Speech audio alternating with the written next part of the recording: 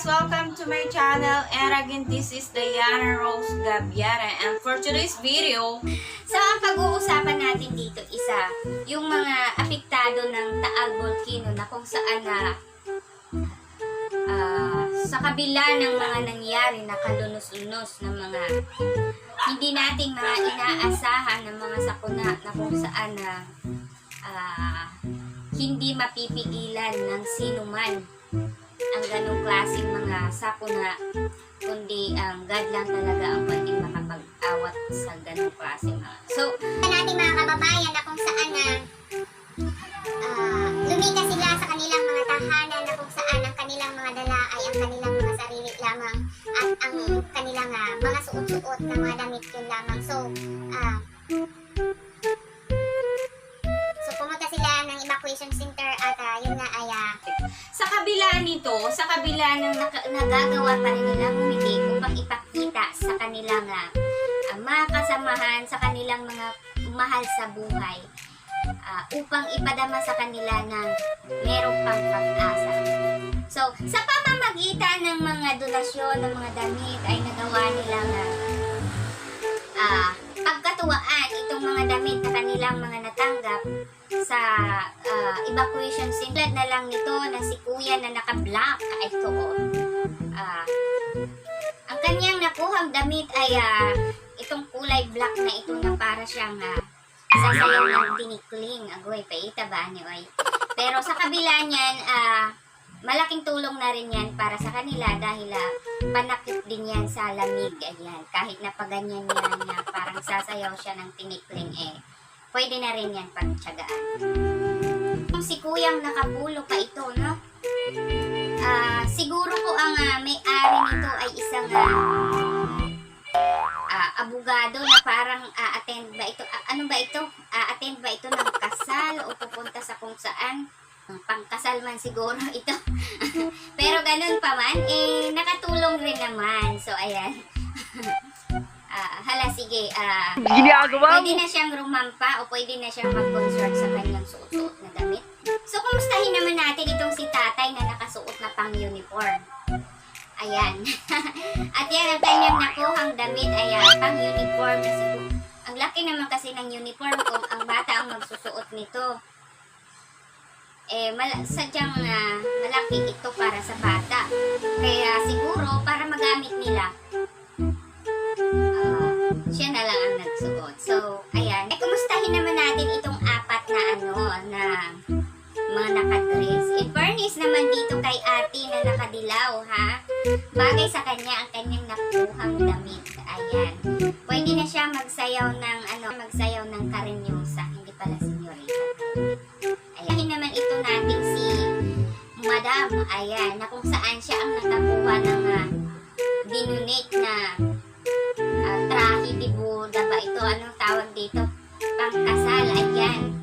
Pare na lang ang kulang. So, siguro kapag ito ay pag napuno ito ng alikabok, medyo mabigat nga talaga ito, ano? At kung sakasakaling magtatakbuhan, mahihirapan nga talaga siya dito sa kanyang suot na ano ba ito, gown ba ito na dinonate sa kanya. So, kumustahin naman natin si kuyang naka-uniform at nakapalda. Ayan, bagay na bagay naman din, i-furnish naman sa kanyang palda. Pwede na siyang pumasok sa school. Siguro po ang may-ari nito kasi pang high school itong uniform na ito, no? Siguro ko ang may-ari nito na nag-donate college na siya ngayon kasi hindi niya na kailangan ang uniform na yan. So, i-donate na lang yan. So, ayan. Nakatulong rin naman kasi cover din naman yan sa katawan, sa mga ali-alikabok. So, ayan. At ito naman sila kuya, itong tatlo na ito. Ayan, mga nakasuot sila. Siguro ang may-ari nito isa security, no? Hala kuya, panindigan nyo yan. Ayan, dahil yan ang inyong nakuha na mga damit na pang security. Fairness naman po ay bagay naman sa inyo. Panindigan nyo na po at kayo muna ang magbantay dyan sa mga nandiyan para mabawasan ang kaguluhan. So ayan, kayo muna mag-security dahil kayo ang nakakuha ng donate na mga uniform ng mga pang-security. Ayan. Siguro ko ang may-ari nitong damit na ito sa security na. At napaglakihan na siguro or di kaya nag-retire na. Ayan. Nag-retire na. Hindi na siya security. Ayan. So, tinago-tago lang niya at naisipan niya ibigay. Ito nga, pang-security na damit. So, pwede rin siyang mapagkamalang security dito. Paano naman itong nakakuha ng donation na damit na pang-siri naman siguro ito?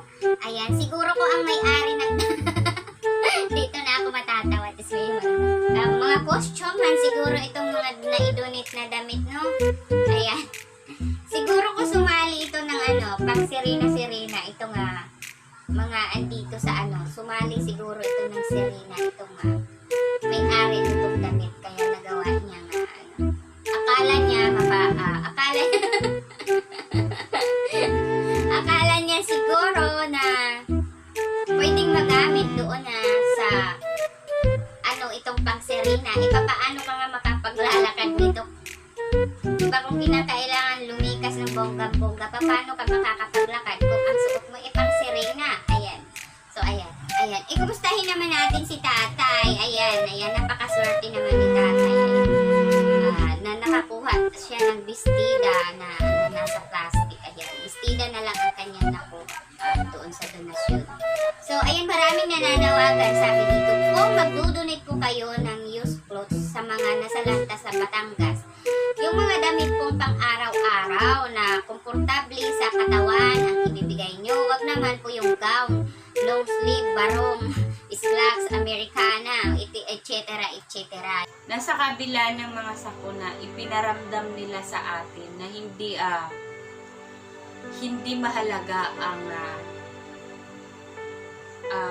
ang pagiging magara ng iyong kasukutan para maging masaya. So, dito sa mga larawang ito na ating mga nasaksihan sa kabila ng kanilang mga natanggap na mga iba lang naman, hindi naman lahat. Ayan, na mga donasyon na kung saan nandoon na yung mga costume man siguro itong mga natanggap nila. Ayan, so be thankful na rin tayo doon sa kahit papano nagkaroon din ng ngiti sa kanilang mga labi. So, medyo nakakatugma doon sa dapat nilang isuot. hindi naman tugma doon sa dapat nilang isuot. What I mean, kapag ganun sa kuna, hindi ka dapat bibigyan ng gown or mga Amerikana dahil hindi ka naman sasali ng mga patimpalak or hindi ka naman ikakasal kasi nga di ba nasa sakunan ka na magagawa ko. Pero ganun pa man,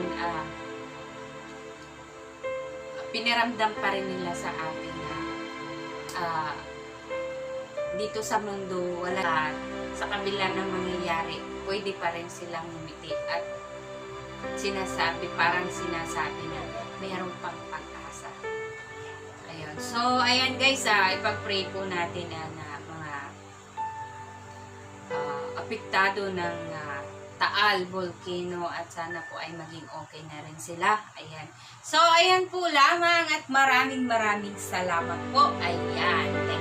Thank you sa inyong lahat. So, again, ayan, this is Diana Rose Gabiana. See you in my next video, guys. Ayan,